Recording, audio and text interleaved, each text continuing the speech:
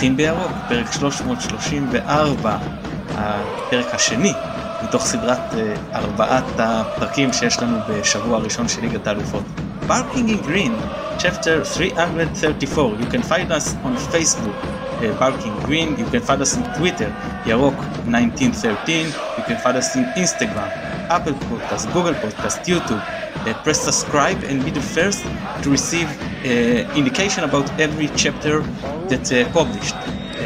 Yonatan, Abraham, that usually give us the back office, is now give us the front office. So Yonatan, you want to take it from here? Yeah, sure, Metan, thanks.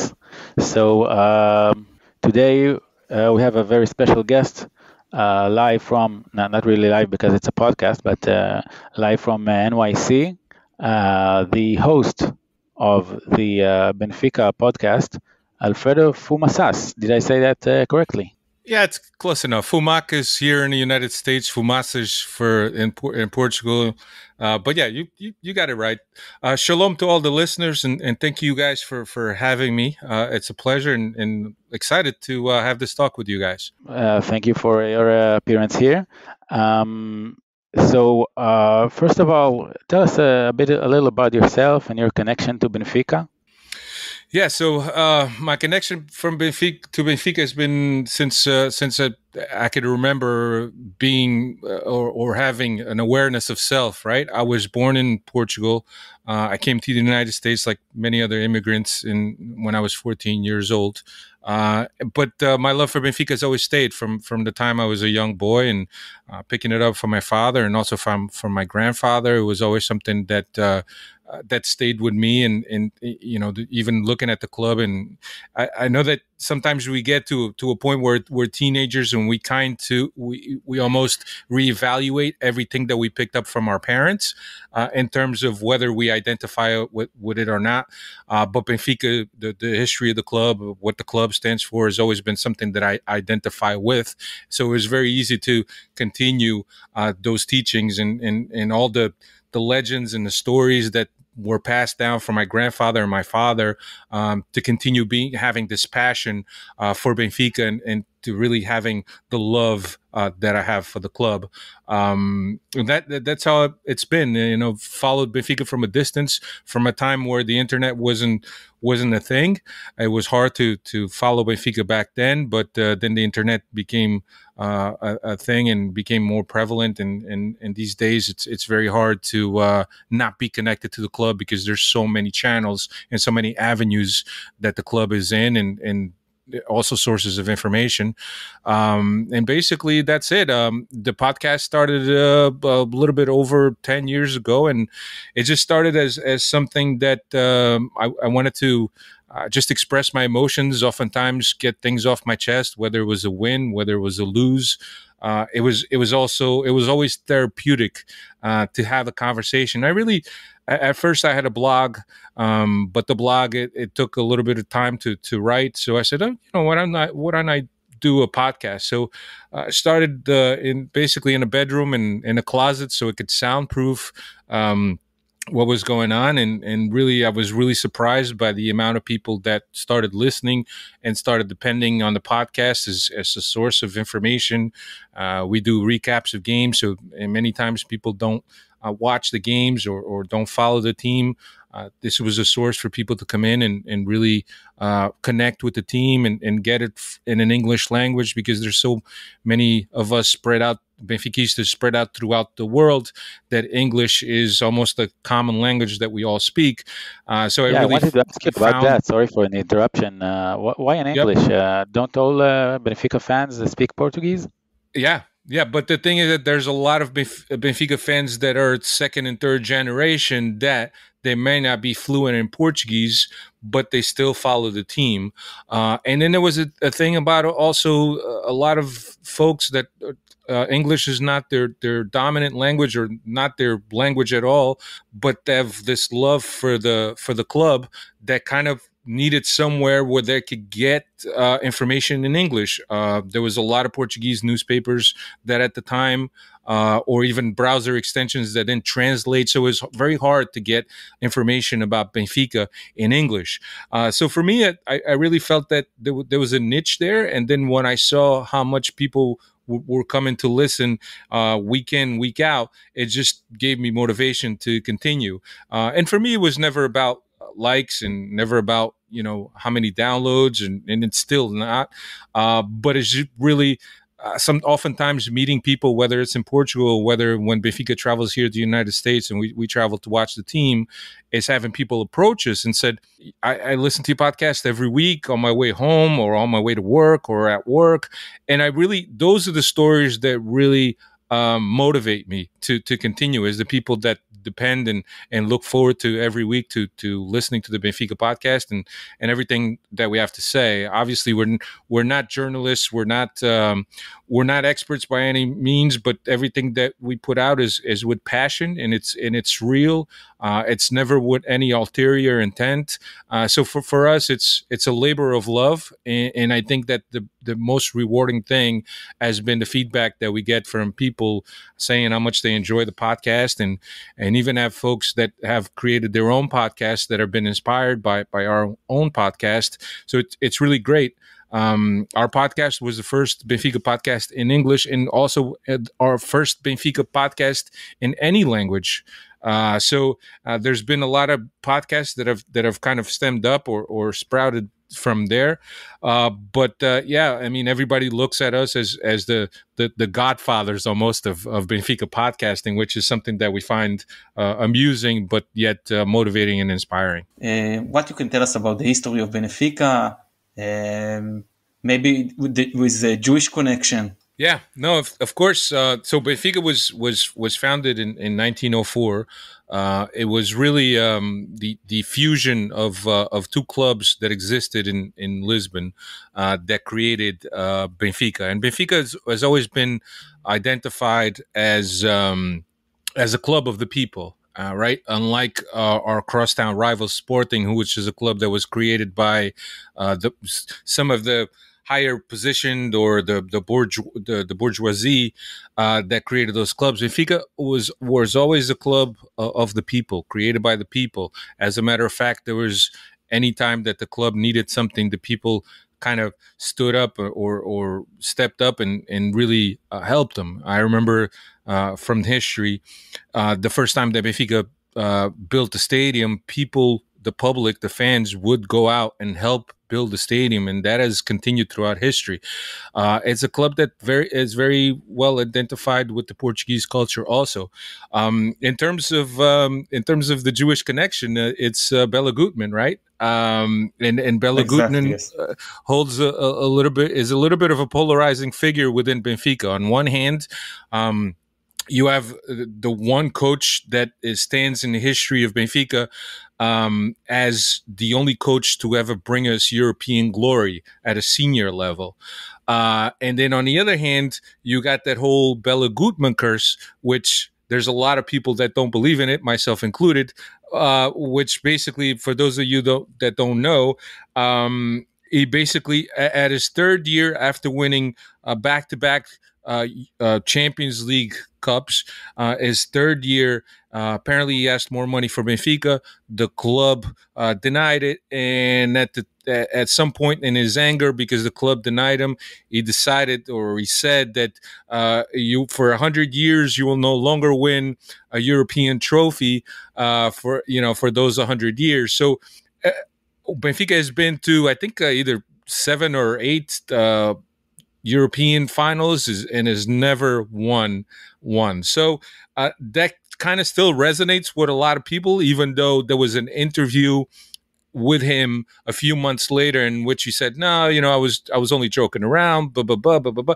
But there's a lot of things that people still hold on to, and that mysticism, and perhaps one of the biggest images on why a lot of Benfiquistas continue to believe that is that on one of the finals that we played, Eusebio, which was Benfica's biggest figure of all time, went to Bela Gutmann's burial place and actually asked them for him to lift the curse, because Benfica was about to play a European final, and he would love to have that curse lifted. But then again, so we didn't win that. So I don't know how much of that is true or not. But the fact, if you have a living legend of Benfica going to Bela Gutmann's burial site and asking for the curse to be lifted, it always fills people's imaginarium, right? So that's the biggest thing with Benfica. We've always been a club with a lot of history, where a lot of names, a lot of good players have come out of. Recently, we've become more known as an academy club that forms, that creates these, or that raises these players and then sells them for a lot of money to the biggest European clubs. I mean, you look at Man City, Ruben Dias, Bernardo Silva, João Cancelo, Ederson, all came from Benfica Academy. So Benfica is now known, despite its history, for being one of the powerhouses in European football back in the 60s and the 80s, is now more known because of their academy and the forming of players. And also because, ever since the Bosman ruled, the world of football has changed. There's a lot of millions involved in Benfica because we play in Portugal and it's a smaller market. We don't attract as much money as the Spaniards do, or the English, or the German, or the Italian, or even the French. So it's just been something where we try to put together a nice team and try to compete with the Sharks, and hopefully that will take us somewhere. But that's today's reality of Benfica. This is going on the third year that we haven't won a title. So we're really hoping that this year will be the new year. We brought in a new coach. We brought in a few strong signings. So we're really excited about this season. We're really excited about the Champions League also. And how does it make you feel that you sell all the most shining stars and you can compete in the highest level of the Champions League? Maybe if you will keep them, you can go to the quarterfinal, to the semifinal. Yeah. No, it's tricky because oftentimes we see things on Twitter that said if Benfica hadn't sold these players, and the lineup, the 11 are players that have played at the highest levels in Europe for the biggest clubs. But as a fan, it's frustrating. It's frustrating because there's always one more year that we'd love for the player to stay, which is when the player is coming on their own and is ready to give their contribute at a senior level on a consistent basis. But we also understand that is kind of like the MO of the club, where we need to develop these youngsters. We need to sell them for a lot of money because it needs to fund our academy. It needs to fund more signings. It needs to fund the stadium. It needs to fund our debt. So we do understand that, even though it's somewhat frustrating in terms of wanting players to stay one or two more seasons to really give their contribute to the team. And we kind of see ourselves losing those players and not be able to really benefit from those players at a senior level. You talked about Eusebio. For the Portuguese, who is the greatest player in Portugal? The Eusebio or Cristiano Ronaldo? For me, it will always be Eusebio. And look, I don't want this to sound like blasphemy, right? But I think that me personally, right? It's probably a lot of Portuguese also. There's a lot of Portuguese that don't identify with the Cristiano Ronaldo persona per se. They don't identify for his personality. We all recognize his talents and his achievements and all the hard work that he puts in. It's just some of us that really don't identify with the Cristiano Ronaldo persona.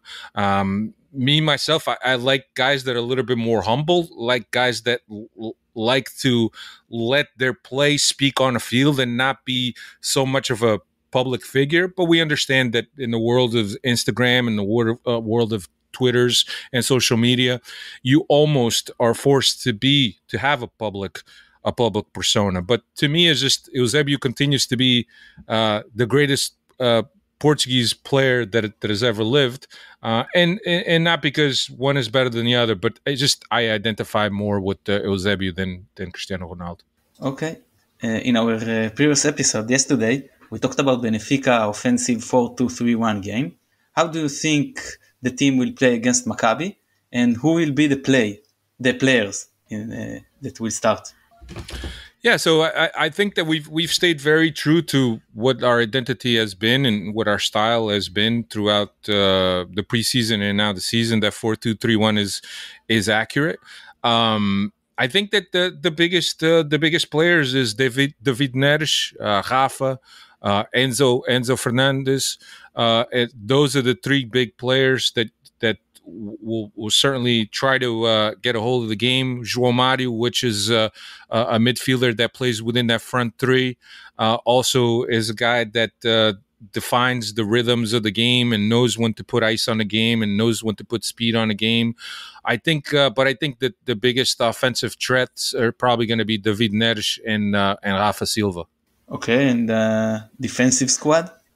Yeah, defensively, we just had a loss, right? So in the back, we play with Gilberto, which has been aptly named Gilberto Carlos after Roberto Carlos from Real Madrid from a few years back.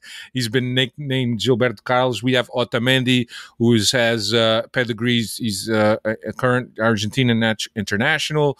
And then we had Murato, which was a 21-year-old Brazilian who had been playing consistently next to Otamendi. Murato picked up an injury about a week ago this past Friday, and he's going to be out 4 to 6 weeks. So we've had an 18-year-old, Antonio Silva, come in and play in his position. He played domestically this past Friday, and he did very well. So we expect that, but with an 18-year-old, there's always a little bit of nervousness, especially playing in Champions League for the first time.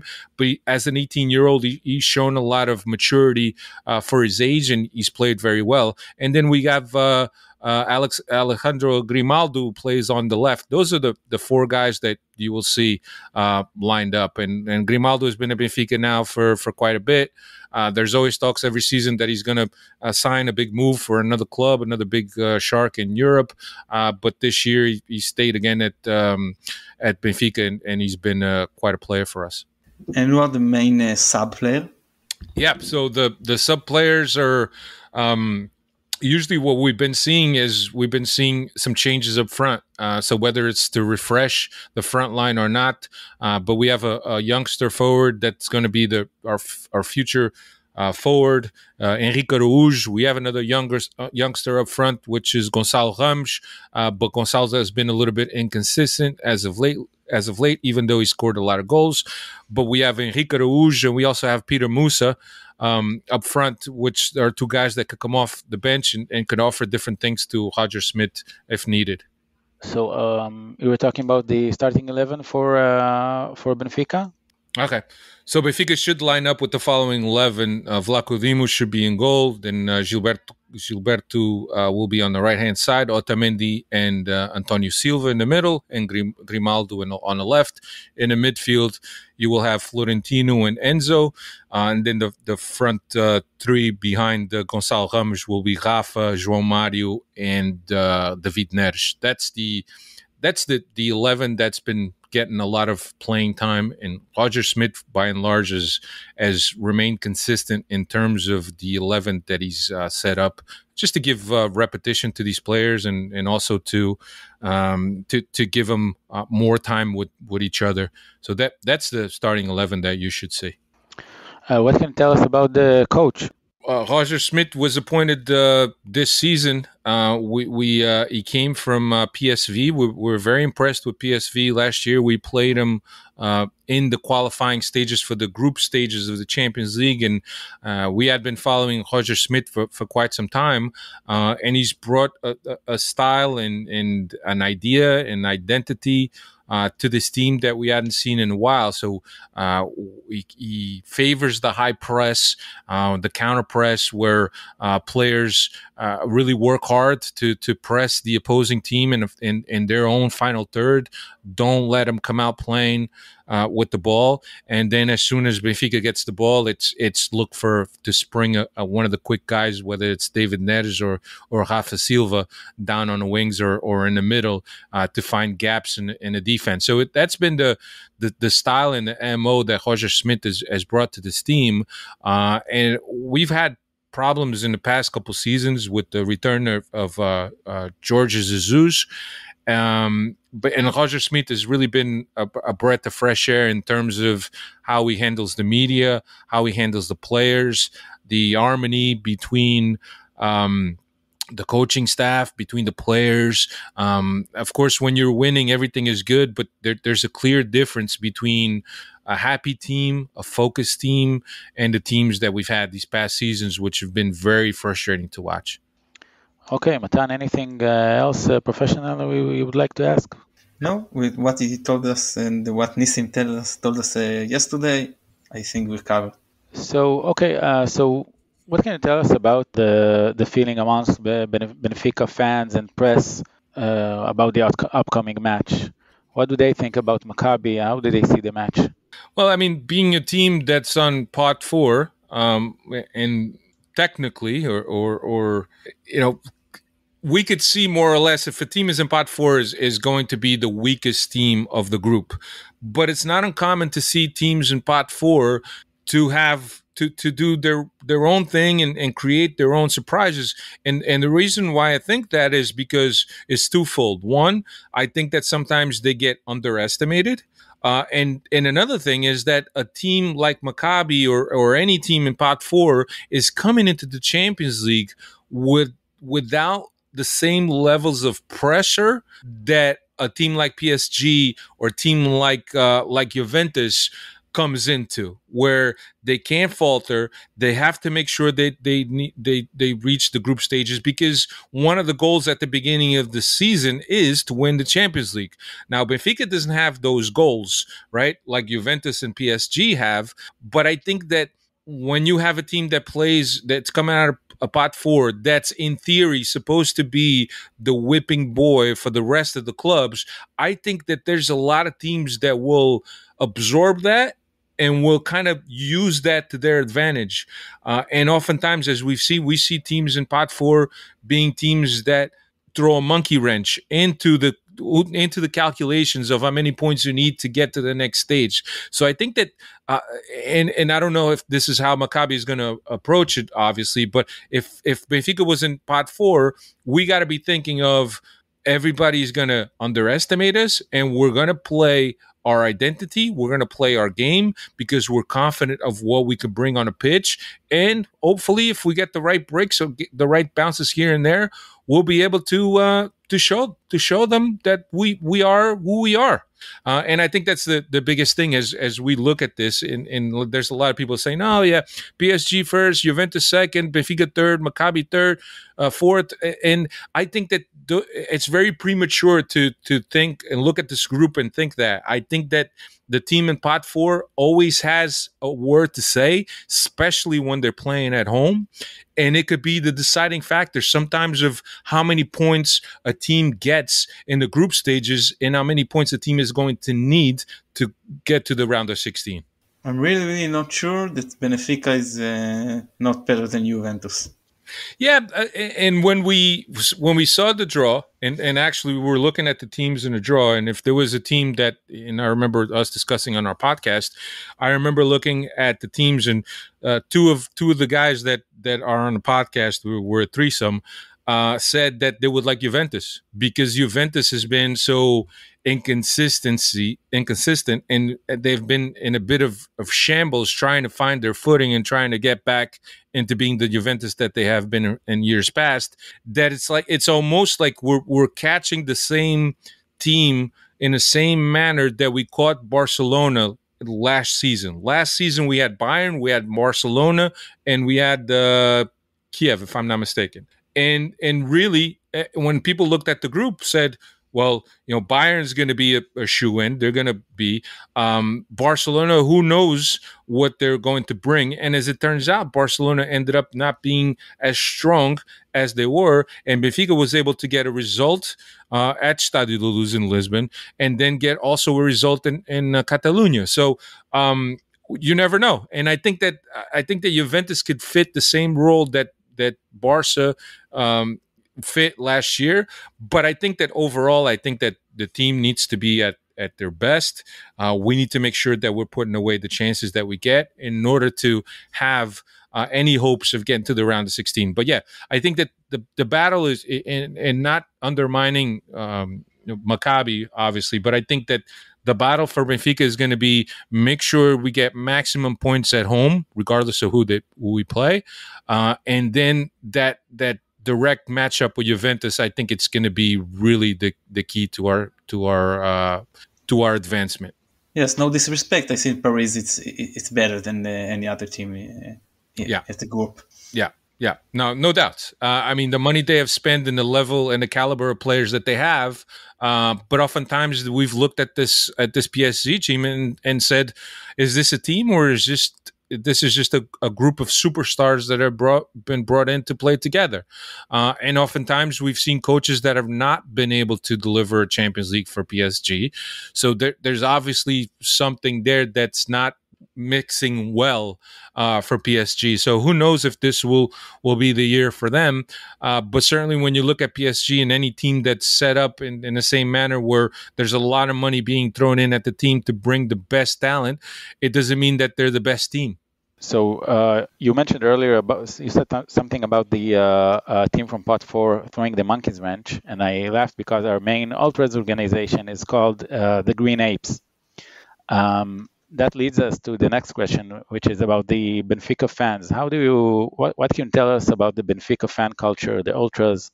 Yeah, so the Benfica fans, we have two sets of supporters groups. One is the No Name Boys, which is the more recent support group, and the other one is the Diabos Vermelhos, or the Red Devils, as it translates.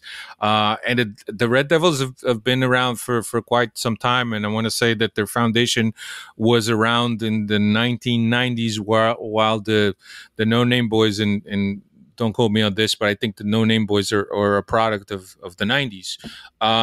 They sit at opposite sides of the stadium. And recently in Portuguese football, the minister of the sport minister introduced a rule where if you wanted to be part of these supporter groups, you needed to have an ID card and you needed to be registered with the government. And there was a huge movement in terms of Benfica fans in denying this. And for a while, you saw stadiums that were empty, and those sections that are reserved for the supporters or for the supporter groups, because you could only get in those sections if you had said ID card. Now that is since then, the government has since then left that idea, much like what happened in Italy. So I think that that the supporter groups are happier now that rule doesn't exist, but there's still a lot of things that are being done in terms of the government that, with all good intents in mind of getting violence away from the sport and make the sport something that families could go to and not be afraid of any violence or any backlash between rival fans. But I think that the supporter group for Benfica is like any other, very, very devoted, like to travel, like to go to a lot of games, both the senior teams and some of the younger teams, and even some other sports that Benfica has. But in terms of fan culture, it's not too far from what you would see in the rest of Europe. Perhaps not to a level where you'd see more of the ultras from Western Europe, but certainly still a very strong supporter group or groups for Benfica. So what can we expect in the stadium? Will it be very loud? Will there be any pyrotechnics? Yeah, I think that not so much the pyrotechnics, because I think that the stadium and the government is cracking down on that. You may hear some loud booms here and there from M80s, but not and some smoke here and there, but not something that's going to be too crazy. In terms of the atmosphere of at the stadium, and regardless whether this being the lesser notorious, if you want to call it, or the lesser billboard game in his Champions League fixtures at Stade de Luz, the way the team has been playing has been captivating fans to the stadium. So I expect the stadium once again to be full. I think that 50,000+ we've had in the past few games, and I think that the Portuguese and Benfiquistas are going to take advantage of Champions League and be able to be there to support for the team, because the team has done very, very, very well these past 9 games, official games this season. 9 games, 9 wins. So I think that at this time, the fans are really happy and positive about what the product that this team puts on the field, and I think that you will see a well-attended game. That sounds excellent. So I think this is our final question about the city itself. First of all, will it be safe for our fans to walk around the city with kits and T-shirts and scarves identifying them as Maccabi fans? And what places do you recommend around the city for our fans to hang out in? Yeah, I think it's very safe. Unlike other clubs in Portugal, I think that Benfica, for the most part, are very, and Portuguese people are very welcoming.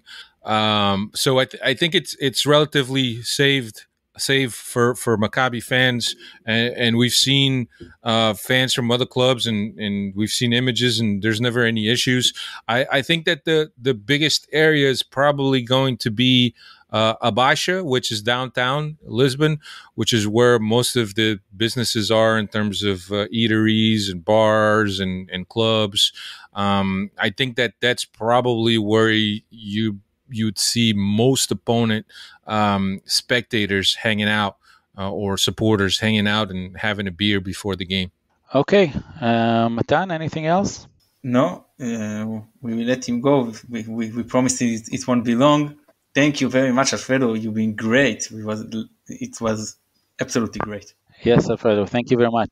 Yeah, thank you guys for having me, for sure. אנחנו שוב נודה ליונתן אברהם, שגם הנחה את הפרק וגם נתן לנו את התמיכה הטכנית מאחורי הקלעים. אנחנו מזכירים לכם, מחר יש ספייס פרי-גיים ופוסט-גיים, וביום רביעי סיכום של המשחק בליסבון, והכנה לנס ציונה.